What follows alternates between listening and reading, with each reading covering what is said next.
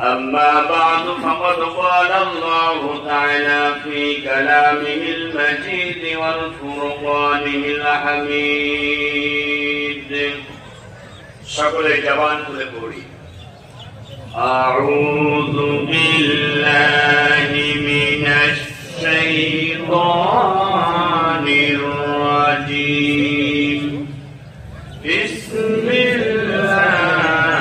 الرحمن الرحيم قل إن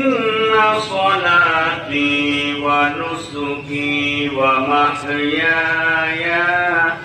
ومماتي لله رب العالمين قال رسول الله صلى الله عليه وسلم يوم النهر ثم خطب ثم ذبح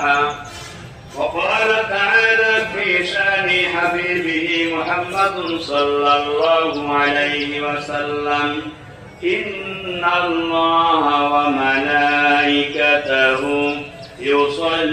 يصلون على النبي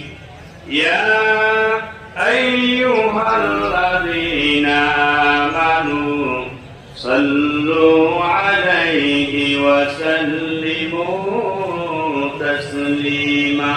اللهم صل على سيدنا مولانا محمد وعلى آل سيدنا مولانا محمد মানুষ মানুষের বেদনায়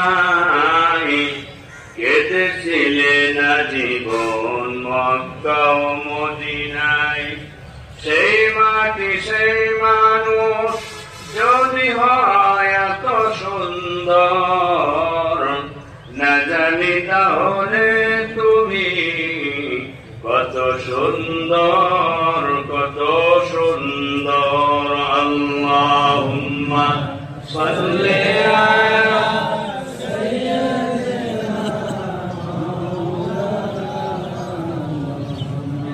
وعلى آل سيدنا مولانا محمد الحمد لله আমরা শুকরিয়া আদায় করছি মহান মাহবুব